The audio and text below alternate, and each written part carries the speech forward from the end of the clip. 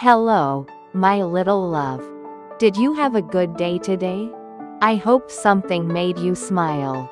Now take a slow breath, relax your shoulders, and let your mind get soft and quiet. It's time for a gentle bedtime story. Once upon a time, there lived a small prince on a planet no bigger than a house. His planet was so tiny that he could watch the sunset whenever he felt like it, simply by moving his chair a few steps. The little prince lived there with 3 volcanoes that he cleaned carefully each morning, and one special rose that he watered with love and patience every single day. The rose was beautiful, with soft petals that caught the morning light. She was a bit proud and sometimes said things that puzzled the little prince, but he cared for her deeply. He listened to her stories and made sure she was never too cold at night. Every evening, he would place a glass dome over her to keep her safe and warm while the stars came out to shine. One day, the little prince decided to visit other worlds. He said a gentle goodbye to his rose, promising to remember her always. Then he drifted quietly through the velvet darkness of space, past twinkling stars that hummed soft lullabies, until he came to other tiny planets, each one holding a different person. On the first small planet, he met a king who wore a purple robe that trailed behind him like a river of silk.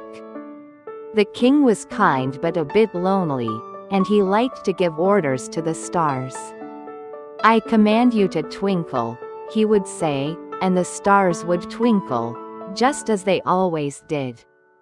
The little prince smiled gently and continued on his way. The next planet held a man who loved to be admired. "Do you think I am wonderful?" the man asked with a hopeful smile. The little prince clapped his hands softly to make the man happy, then floated onward through the peaceful sky. He visited a planet where someone sat quietly, feeling a bit sad. The little prince sat beside them for a while, saying nothing, just being present like a warm blanket on a cool night. Sometimes the kindest thing is simply to be there. On another world, he met someone who was always counting stars, writing numbers in a big book. "I own all these stars," the person said seriously. The little prince looked up at the glittering sky and thought about his own small planet, his volcanoes, and his rose. He realized that what made something special wasn't owning it, but loving it and taking care of it each day. Then the little prince came to a planet with a lamplighter who lit a street lamp every evening and put it out every morning. This planet spun so quickly that the poor lamplighter was always busy, lighting and putting out the lamp again and again. But he did his work faithfully because, he said, someone might need the light.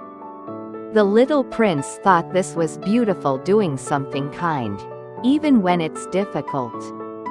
After many gentle journeys, the little prince arrived at Earth, landing softly in a golden desert where the sand glowed warm in the afternoon sun. The desert stretched out like a peaceful ocean, quiet and still. He walked slowly across the soft dunes, feeling the warmth beneath his feet. In the desert, he met a fox with fur the color of wheat and eyes that sparkled with quiet wisdom.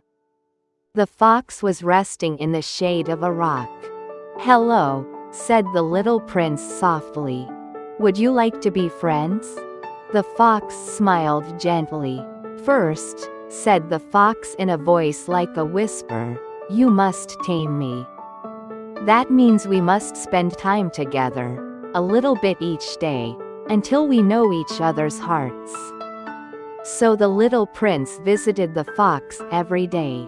He would sit nearby, not too close at first, just being present. Day by day, They moved a little closer, until finally they sat side by side, watching the sun paint the sky in shades of pink and gold. "Now we are friends," said the fox warmly. "And I will tell you a secret: the most important things cannot be seen with your eyes. They can only be felt with your heart. What makes your rose special is not that she is more beautiful than other roses, it is the time you spent caring for her, the love you gave her, the mornings you watered her petals." The little prince understood. His rose was special because he had chosen to love her, to listen to her, to keep her warm at night. Love is what makes ordinary things extraordinary. The fox continued in a sleepy, gentle voice. "You become responsible for what you tame. Your rose needs you, and you need her. That connection is a beautiful thing." The little prince felt a warm feeling in his chest, like sunlight glowing from the inside. He thought of his rose, waiting for him on his tiny planet, and he knew it was time to return home.